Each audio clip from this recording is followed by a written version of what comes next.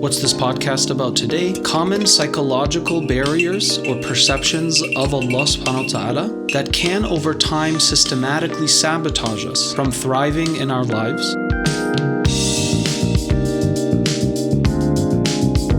I always ask people, describe to me your relationship to Allah, or describe to me your relationship to Islam. So I give them that open question and let them answer it any way that they want. I never ask people like, do you pray? Yeah, I pray, alhamdulillah, 5 times a day. Okay, check box. Let's move on. We don't have to revisit the discussion on Islam. They seem to be a good practicing Muslim or Muslima because they go to the masjid and they do their 5 prayers and this and that. And that's fantastic because you need to be rooted in the prescriptions that Allah subhanahu wa ta'ala gave us for our own well-being in order for those roots to become a tree and give flowers and beautiful leaves and perhaps even produce fruits that can feed and nourish others. Why does this matter? Well, from my years of working with people of faith, and I focused highly on the Muslim community in the West, I have found reoccurring constructs or building blocks of one's belief system tower, if you will. I want to address the mental metropolis that some of us have. Some of these buildings need to get up to date on their code, or they need to be taken down altogether and reconstructed. When you think about the way you see the world, you construct the world through meaning. The way I make meaning of myself and the world starts with myself, my mind, my conscious rationale. The first category is the category of over-interpreting signs. Like the person who's always like, oh, is it a sign? Is it a sign? Whether it's positive or negative. First off, everything is actually a sign, right? Allah subhanahu wa ta'ala is Rabbul Alameen. Rabbul Alameen, which we all know it's part of the Fatiha. Alama means a sign, okay, or an indicator of something. So I'm driving, I see a stop sign, that tells me what? It's giving me a message or a communication without a person needing to be there to tell me, stop. You have to stop here and look both ways. That's why we put up a sign, right? A sign gives that message without somebody needing to be there to tell me that message.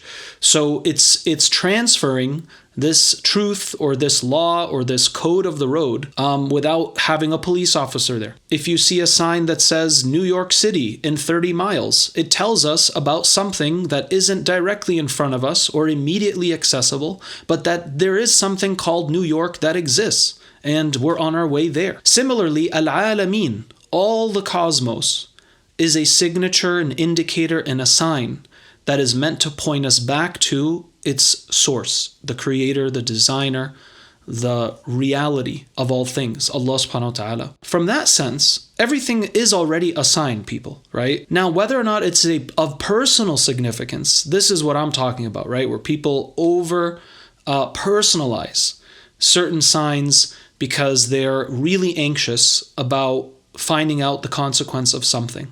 Like, am I going to marry this person? Am I going to get this job? Are we meant to move to this place or stay where we are? We're looking for those signs. And the beautiful thing is that Allah subhanahu wa ta'ala will give you those signs.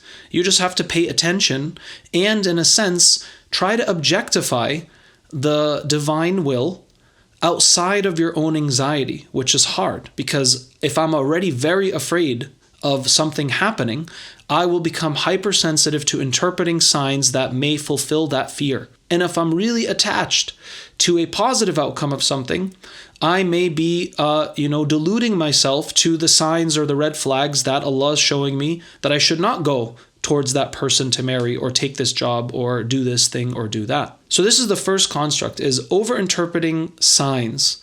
And we make meaning of them based on our own personal preferences or attachment. And our suffering in the end of the day is proportionate to the level of our unhealthy attachment or expectation of things. So if I want this job really, really bad and I don't get it, I assume now that God, isn't going to give me a job. When all that was shown to us was, you're not getting this job. But maybe in 2 weeks, you're going to get a different offer, which you'll pay better, and turns out it'll be more of your dream job than the one you falsely attached to, right? So signs are happening all the time. And Allah subhanahu wa ta'ala is, quote unquote, communicating to us via how events in our lives unfold on a day-to-day basis. And this is why patience is our virtue, which allows Allah, from our perspective, the human perspective, when we are patient, we allow Allah to unfold and unveil His will for us. All we need to do along the way is take the means, right? And ask Allah subhanahu wa ta'ala for guidance and to make things clear. And then we have to pay attention without imposing our own meaning or our own desires onto that outcome or process. This is what it means to be patient in my understanding. It's like, let Allah unravel this for you. He already knows what's in your heart. He already knows what you're afraid of. He already knows what you're thinking about. He already knows what you desire versus not desire. If we have Iman, and part of our theology is Allah knows best, right? Allah's knowledge and wisdom is complete. We, on the other hand, are anxious by nature because we don't have total power, total control, and total predictability of reality. That's why the human by nature, there's anxiety is embedded in our condition. But that anxiety can become a catalyst for growth and for deepening intimacy with Allah subhanahu wa ta'ala. The very things that I am limited in, which is a lot of things, by definition, human beings are limited creatures. We're impermanent. We don't have the power and control that, we want all the time. But yet we can outsource those needs or limits that we have to the one that is limitless and needs nothing. قُلْ هُوَ اللَّهُ أَحَدٌ اللَّهُ الصَّمَدُ لَمْ يَلِدْ وَلَمْ يُولَدْ لَيْسَ كَمِثْلِهِ شَيْءٌ.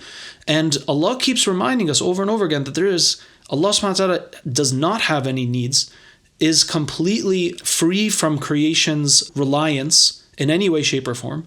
It's the exact opposite. Everything here is completely dependent and reliant on Allah subhanahu wa ta'ala, right? There is no such thing as independence, right? Really. You don't even control your own heartbeat, which pumps blood for you, thousands of times, thousands of gallons a day, and you don't even think about it. And if your heart stops, you're dead. So how much power do you really have? Really? That's just one thing. There's infinite things that you and we are totally surrendered and submitted to. You can't live without breathing. You can't live without eating. You can't change, what genetic dispositions you have. All those things you're totally surrendered to. And there's many others. So this first construct is over-interpreting signs and making, a mountain out of a mole and trying to make correlation or causation with things that may not actually be there. Now, this doesn't mean you can't see clear signs or synchronicities that happen in your life, but the point here is that if I'm already superimposing my emotion or my attached desired outcome to processes, then I'm actually not really paying attention. I am limiting my scope of perception by the fact that I'm waiting for this specific thing to happen, and if it doesn't, then I may react in a negative sense towards Allah subhanahu wa ta'ala. And this brings us to the second construct, which I find very often with people, which is the all or nothing construct. And it simply means, everything's black or white. Everything is either 0 or 100. It's all or nothing. Allah's either going to let me get married to this person finally because I want them and I like them and I dream about them and fantasize about them, or I'm just not going to get married at all. Or I'm going to get this job, my dream job, or I'm not going to get a job at all. Why? Why does it have to be 0 or 100? And why are you superimposing such extremes on Allah subhanahu wa ta'ala? If I don't get this job, it means Allah doesn't want me to have a job. If I don't get married to this person, it means Allah doesn't want me to get married. Why? Who says that? This all or nothing is what breeds dogma. It's what breeds extremism. It's what breeds, volatility in our psychology, in our emotional state. Man, one day I'm a believer when everything goes my way. When things get rough around the edges, I don't know if I believe and I'm doubting and what kind of God would do this. And, this is what people sometimes go through. So this all or nothing is extremely unhealthy because it is not the middle way and it is not balanced.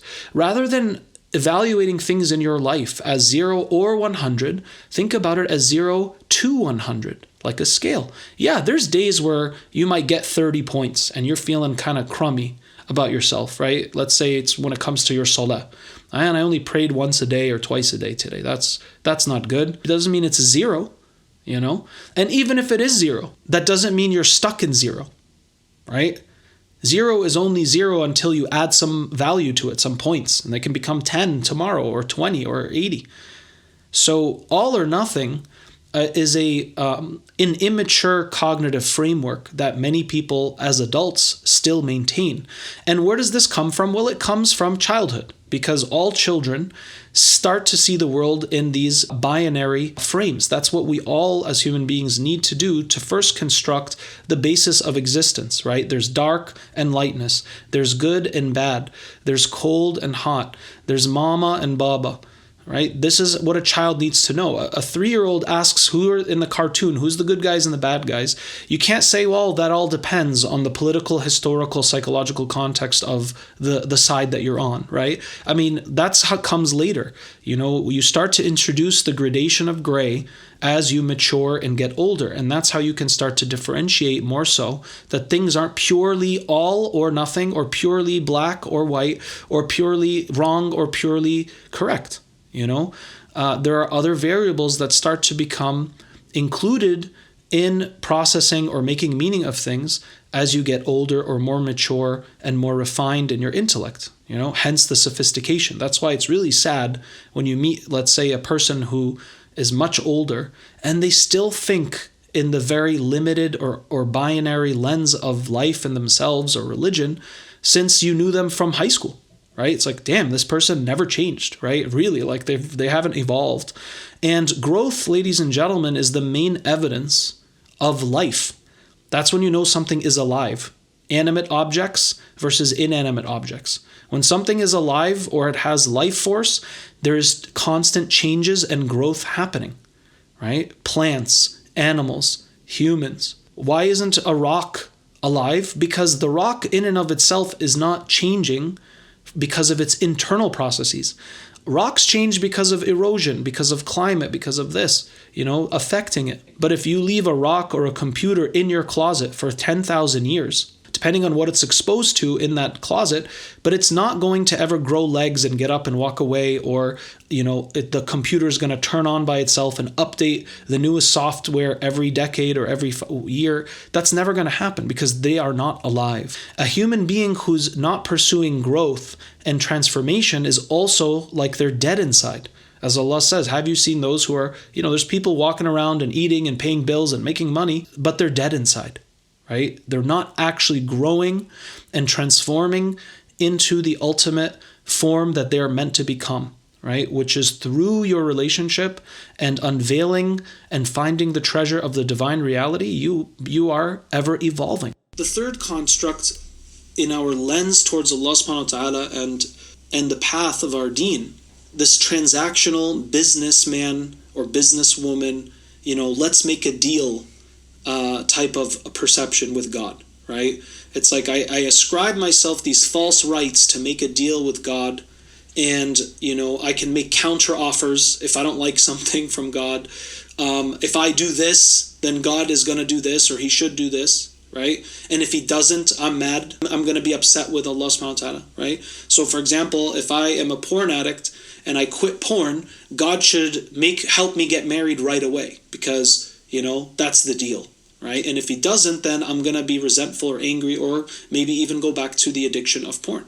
Now, look, there's a difference between doing it from a humble sense versus imposing your own self onto Allah subhanahu wa ta'ala. In other words, Allah has the right to refine you, to test you, to withhold, to give, but you don't have that same right towards Allah when it comes to what he has prescribed, right? You can't say, I'll start praying 5 times a day when I become a millionaire, right? Or then I'll really worship God. It's like, look, you can believe that all you want, but God's not going to feel any pressure because of what you're imposing. And this just shows the delusion of the person's state, that they still don't understand who and what they really are, right? This is what Iblis did. He made himself on par with Allah subhanahu wa ta'ala. What are you telling me? I have to do this? I think I'm better. I think I know better than you. In fact, I'm going to spend my whole life to prove to God that I am better and I know better, and Adam and his children are pathetic, and watch this. And then Iblis asks God for a favor and says, can you give me life till the end of time so I can basically prove to you that you're wrong and I'm right? This is his state of arrogance and delusion and narcissism. Some people have this type of tone with Allah subhanahu wa ta'ala, right? Oh, well, that doesn't make sense to me, so I'm not going to believe, or I'm going to question God now. because I don't like it. I don't like this thing happening in the world or to me. Look, you don't have a clue if that's the type of idea that you have about the nature of your relationship with Allah. Now, if I'm humble and sincere, so for instance, if I say, God, if I had any good in me, can you please help me with X, Y, and Z? Or if I have ever done something sincere for your sake, Ya Allah, can you please help me with this situation or manifest this job or this or that? But even if you don't get the results that you want, you're not waving your fist up at God, right? That's the difference between, trying to ask Allah subhanahu wa ta'ala for a favor or for His grace or for His barakah or ni'mah versus demanding it like it's some kind of a business deal. And if I don't get this, then I'm not getting that. You don't have equal grounds of exchange rate with Allah subhanahu wa ta'ala. You don't. So some people have this idea or this perception, and this is also very unhealthy and can stop us from optimizing the intimacy and the power that Allah subhanahu wa ta'ala actually has to give in our lives. Because Allah can do whatever He wants, right? That's what He tells us. I do whatever I want. So if you become close to God and God starts to love you and you love Him, and there is that real iman of trust and security and sincerity and humility, guess what? If Allah subhanahu wa ta'ala has your back, you're going to have a lot of things, inshallah, work out for you. And if things don't work out for you, you'll at least have the tranquility of the proper meaning and understanding. So for instance, if a person was so set on getting a job, this job particularly, I worked so hard all my life to have this job, and then they don't get it, but they have this state with God of being a sincere servant, yes, they might be a little let down, but they immediately or shortly after know, really, Allah knows what's best, and I know in my heart He's going to give me what's better than this. And I've seen this happen, ladies and gentlemen, with people I've worked with, the same story several times, and within a week, a month, they get another job and a better job, and one that pays even more. And it also teaches them that, wow, I was so fixated on that other job, the one I wanted, that turns out I wasn't even accurate in knowing what would be best for me. Right? And this is why Allah knows best, really. And this is how Allah subhanahu wa ta'ala can fulfill these requests and wishes. But it has to come from a place of your heart is sound. And I'll give you a simple human example. In marriage or in a friendship, if a husband says to his wife, you'd better do this because I'm the man or I'm the husband or I pay the bills. Or the wife says, oh yeah, well, you better do this or you better, do these things whether you like it or not. Because if you don't, I'm not going to be here when you come home from work, or I'm not going to do this or I'm not going to do that. That's not a way of making a deal with somebody, right? Or fulfilling a request. You come to the person with a sound heart, a humble tone. Like, sweetie, it would be great if you could do this. I would be wonderful if you could make that happen. I wish we could do X, Y, and Z. That brings out the goodness in the person to want to do those things for you. If we treat our spouses well and with kindness most of the time, we'll be able to start making extra requests or wishes on top of those things as needed. And the spouse will be, or the friend will be, more in of a place to actually fulfill those things because our relationship is good, right? It's not the case if the relationship is bad. We all know this. When we've been in a bad relationship, whether a friendship or family member or marriage, we can't stand when that person asks us to do more things, right? Or asks us for anything, So what about our relationship with Allah subhanahu wa ta'ala? Allah subhanahu wa ta'ala told us He can do anything He wants. And that means He can sometimes do what we want. Or do what we want, but He does it for us in such a way that it's better.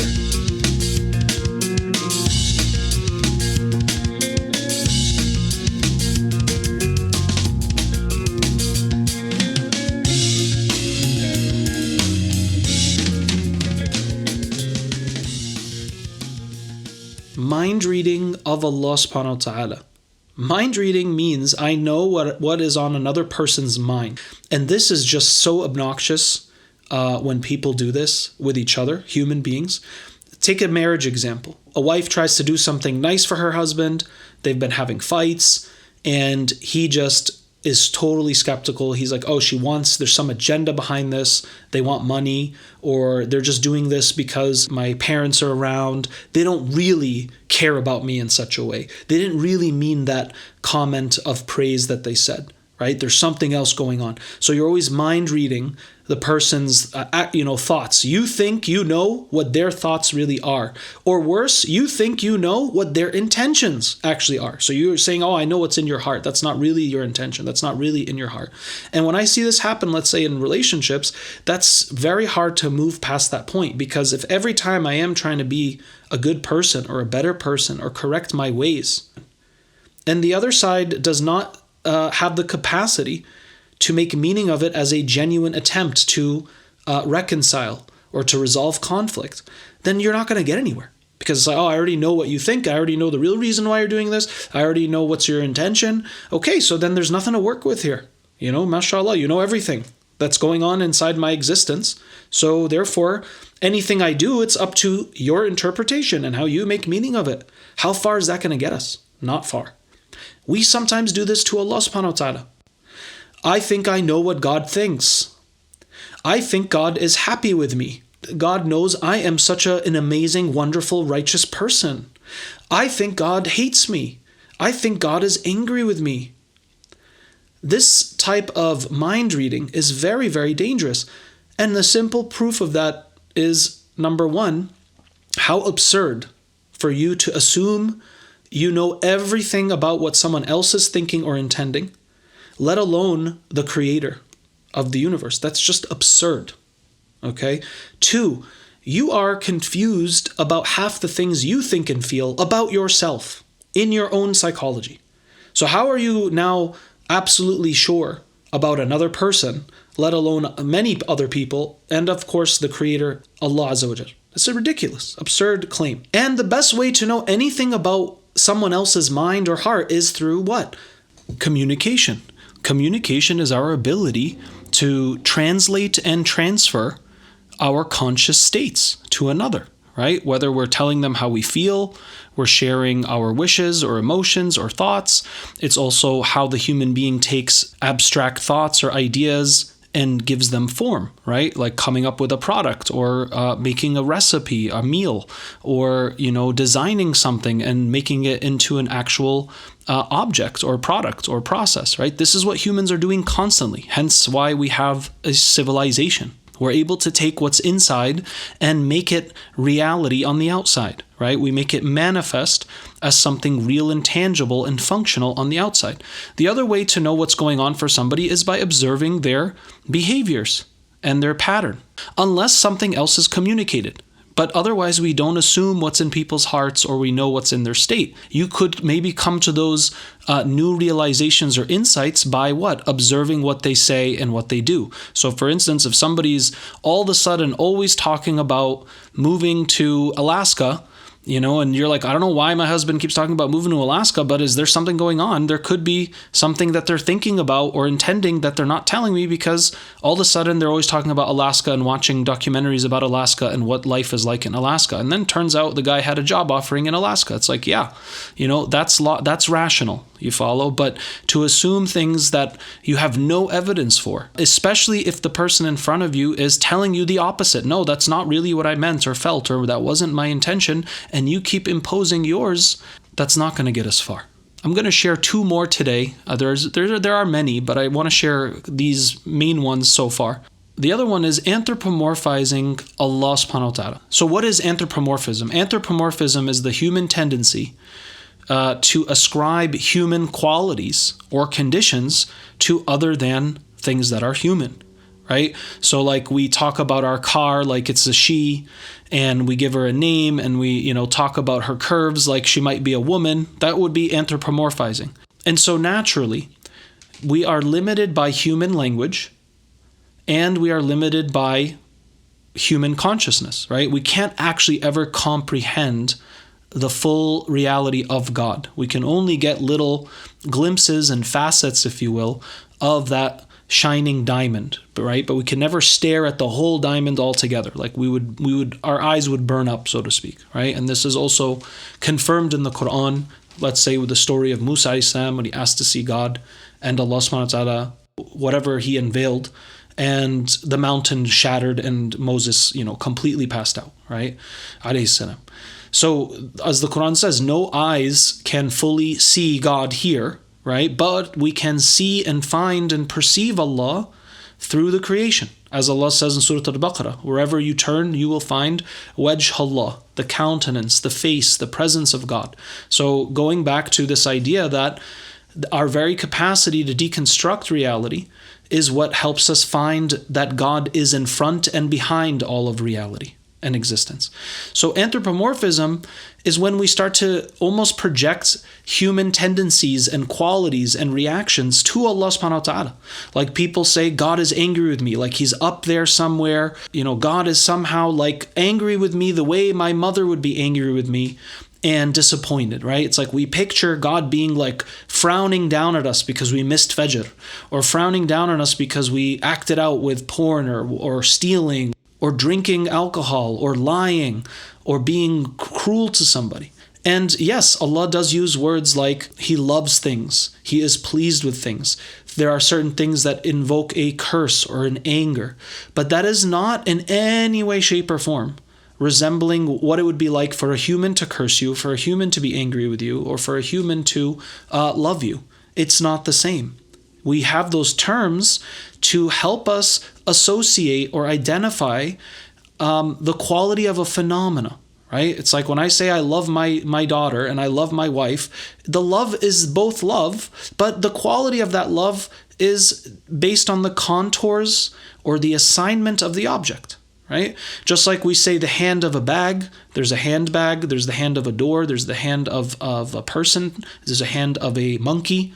We're saying the word hand, but it's completely different entities based on what they're connected to. Right? There's also the hand of Allah. Right? Allah has that word in the Quran. He uses His hands. So anthropomorphic tendencies in our theology is very dangerous, and it's one of the main things that Tawheed is meant to eradicate. But we still fall into this. Like we really, even though we're taught to believe God is not like anything else, there's nothing like the likeness of God. Laysa kamithlihi shay. There is nothing like the likeness of God. That's the translation. Completely beyond human conception as far as visualizing the reality or of Allah subhanahu wa ta'ala in that fullest sense. There's no way. So what we do is we create these shortcuts because our mind is wired to what? Make meaning of things based on our frame of reference. Our frame of reference as far as relationships, as far as authority, as far as, power is, we'll tend to use human beings. And so anthropomorphism is a natural, I think, pitfall that we may fall into, where we ascribe created conditions or the conditions of creation, like time and space and human emotion, and we put that on God. Right? As if God would be just as angry or just as happy or just as this based on our human experience. Again, no. It is meant to be simply a metaphor. Yes, God can love you. God cannot love certain things about you or not love certain acts that people do. He can also be happy or pleased or disappointed, but it's in no way, shape, or form like it would be with humans. All we need to know when it comes to these descriptions of Allah subhanahu wa ta'ala is, are we in favor or in disfavor? Are we running the risk of not being in a good place in our lives in the akhirah, or are we increasing the chances of being in a better place in this life and in the next life? That's the main fuel that drives us right there. Anthropomorphism in the past was practiced very clearly, right? Like God becomes man, like literally a man, or God becomes many men and women, or different creatures that represent His attributes. In Islam, we are created in God's image in the sense that it is a theomorphic image. We possess attributes and qualities and powers to a human degree that Allah possesses. And He has gifted us with that, like the power of seeing and sight. That's something God has, al-basir. The gift of hearing, as-sami'. The speech, kalamullah. God speaks. God has hands. God can make things and produce things. So do we. Those are all attributes that God has given us to use for or against us. Like, for example, people who ascribe the created conditions to God, let's say the scientific atheistic community, when it comes to God, all the conditions of physics and cause and effect must apply to him too, right? Like if God exists, then something must have created God, because that's the law of everything that exists. If something exists today, like a cell phone or a human being or a car, then it means something had to have existed to make that thing, or else where did it come from? It doesn't just show up from nowhere. Nobody accepts this, that there's some open, door of another dimension and boom, a new person just shows up like that randomly at a grocery store, or a phone just shows up on your living room couch and you're like, wow, cool. That doesn't happen. We would freak out if that happened because it goes outside of the predictable pattern of life's cause and effect series. And so we'll just say the universe was born by another universe. Subhanallah. It's like the more you see the signs of Allah, you dig deeper to find a way to explain God away. So anthropomorphism works in both of these ways. You follow? Where I impose the created conditions onto Allah and lead me to disbelieve Allah or have a distorted understanding of Allah. Or I believe in Allah, but I am superimposing or unconsciously projecting human conditions and qualities onto the personhood, if you will, of the Creator. And so how do you resolve this? Well, many Muslims I've also learned are unfamiliar with the clear existential, theological, philosophical premises of the Quran to begin with.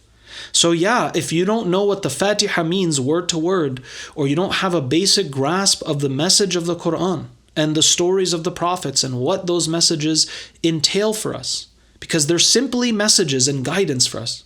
It's my responsibility and your responsibility to embody that and experience it for ourselves.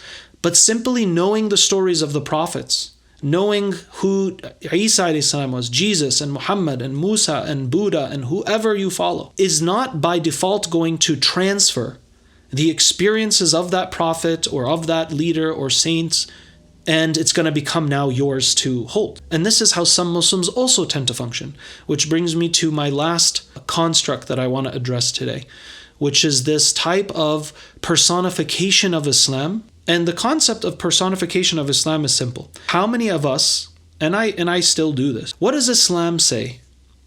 What does Islam, think about this? Or am I acting in accordance to Islam? And that question is fine in and of itself. The problem is it's become almost like this personification of Islam. Like, I don't know, let me call Islam up and ask him or her for you, right? It's like, and then we'd argue about what's the gender of Islam if we personify, But the point is like, there is no Islam to call up and ask. When I say the word Islam today, it simply means a concept. And the Islamic tradition today is constructed from minds and efforts of men and women for the last 1,500 or so years to extract the clear meaning and principles and values of the Quran and Sunnah and operationalize it into the context of that people or place. This is why we have the science of fiqh and ijtihad and qiyas and so on and so forth. This is what we call Islam, right? But Islam today, 95% of what you go learn about Islam today is somebody else's ideas about Islam. That's the reality. So personification of Islam is assuming that Islam is some entity that can judge us. Guys, Islam is simply a path and a tradition which is meant to help the individual cultivate the proper state of consciousness. Nobody can do that for you. Memorizing and being around people and learning all these things and look at all the scholars I can quote, that doesn't mean you're going to transfer the experience of those prophets or scholars just by knowing what their experience was about. It's the same thing as buying a car and then memorizing the manual of your car, but never driving your car. It's like, great, you know all about that as a separate, objective, informational manual guide, but you actually don't know that none of that is actually experiential. You're not gaining any skill. You're not getting out on the road to really practice what it means to drive and become a good driver and to learn from your mistakes, going through stop signs, driving too fast, and you don't actually, it's like, everyone would be like, dude, why does this guy have a car? And they know everything about the manual and how it works and all the features and functions, but then they never actually apply it or use it fully.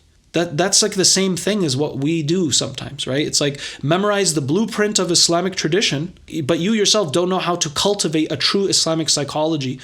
So a better thing to ask is is what I'm doing or thinking or feeling or wanting aligned with what Allah subhanahu wa ta'ala would want for me? Is it in harmony with what Allah and His Messenger have taught us and guided us towards? And if it's not aligned with that, then you are making meaning of something for your own agenda. And when we personify Islam, we also can personify our righteousness through it.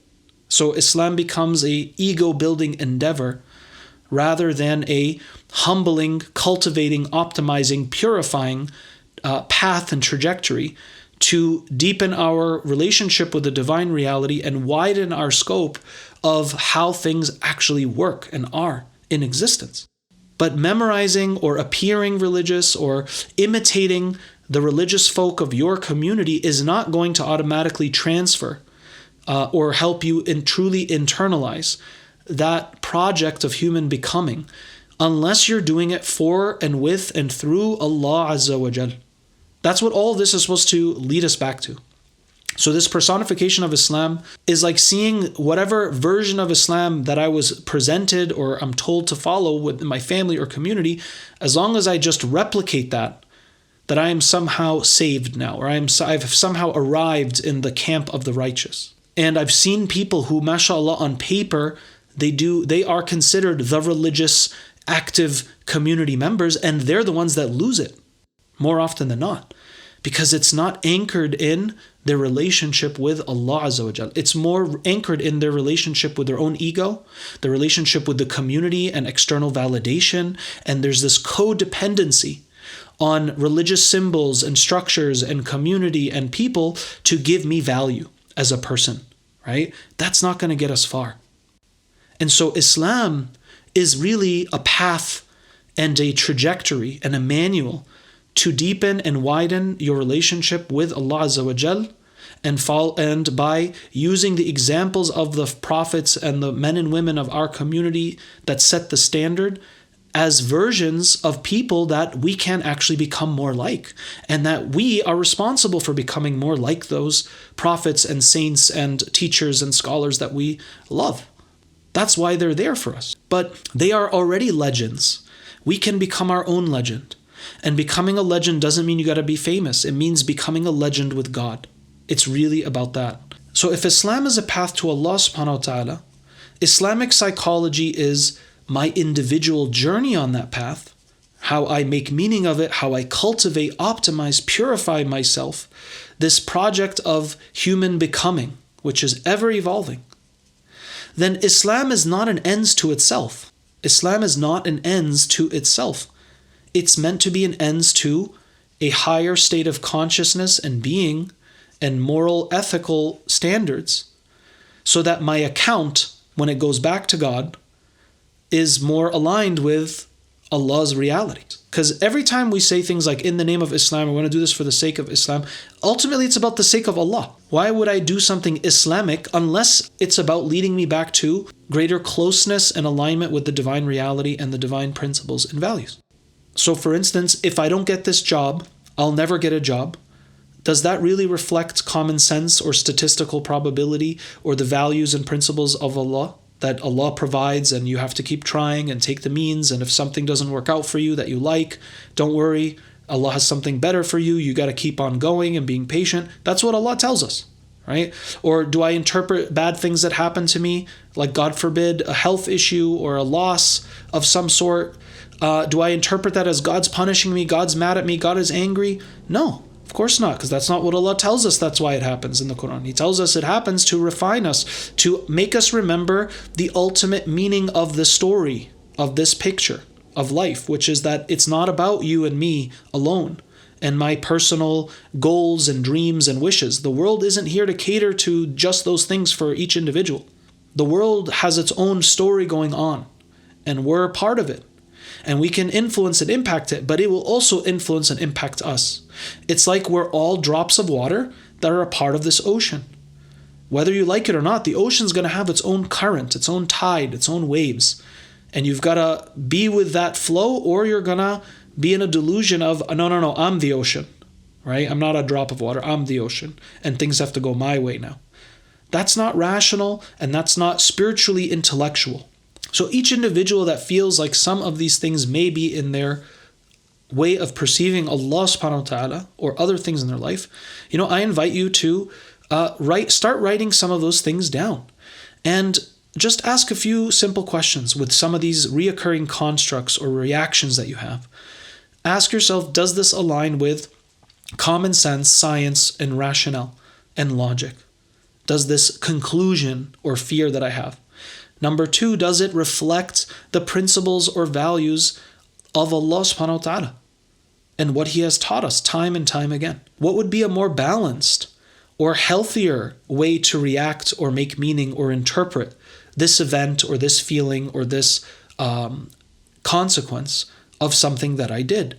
Because there is always an opportunity to learn and to pay attention and to refine ourselves. But we're not going to grasp the real meaning or lesson if we've already decided what caused it, what's the correlation, and that's the end of the story. No, that's too much self-absorption and projecting onto God what you think God thinks, or the meaning that you believe God is showing us. We don't know that for sure. You need to let go and be patient, and Allah will show you. And that doesn't mean you can never get signs or meaning or be, accurate in some of your interpretations, because there are times.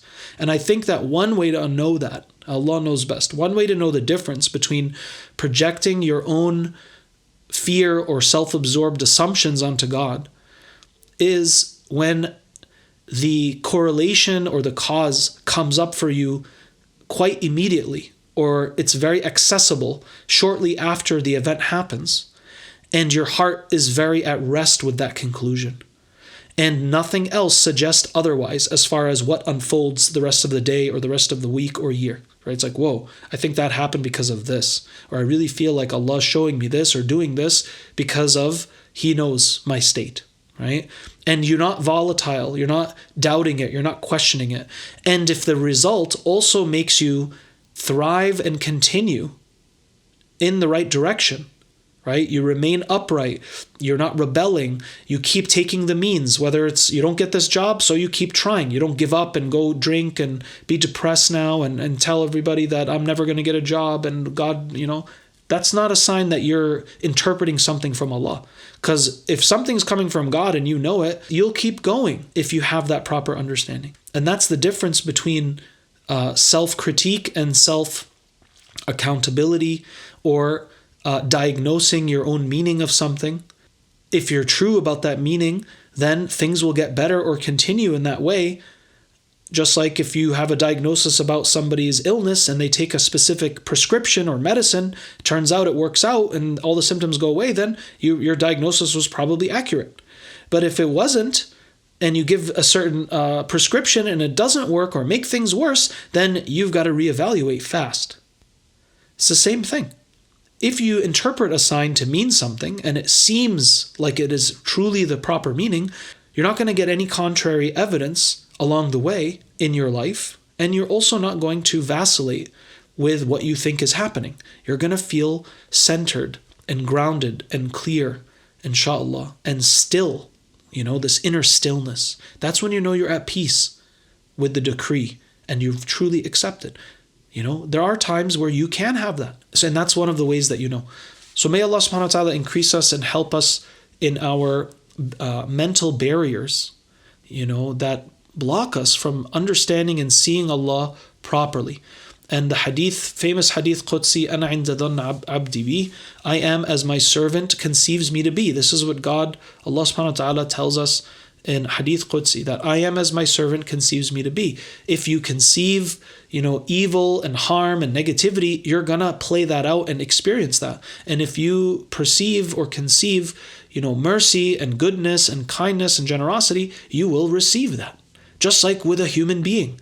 If you're always telling your best friend or your spouse that they're horrible and they're this and they never do that and they never do that, they're going to end up not doing any of those things as well because they feel completely criticized by you. And again, human analogies are just there to help us understand the dynamic relationship that we can have with Allah Azza wa Jal. It's never meant to make us go, oh, so then God's like that. No, because that's anthropomorphism, which I discussed earlier. It's not quite so. But there is a relationship between what we perceive, how we construct the world, what we've decided is happening in the world, what we want to focus on seeing in the world. And that naturally will reciprocate the energy, the moods, and the actions that we take in this world, which is going to create our experiences and further crystallize or deepen the meaning and conclusions we make about ourselves, Allah, and the world. This is the cycle of projection and perception. So if I have unhealthy constructs to begin with, or unsound constructs to begin with, guess what? The consequential effects will be similar. Thank you so much for tuning in. Don't forget to visit patreon.com/coffeewithkareem to support this show. Please leave us a review on iTunes or any platform that you listen to this podcast. If you're looking for personal or relationship or family support, contact us at noorhumanconsulting.com today. And may Allah subhanahu wa ta'ala give all of you out there listening, you and your families, the best in this life and the next. Ameen ya Rabbil Alameen.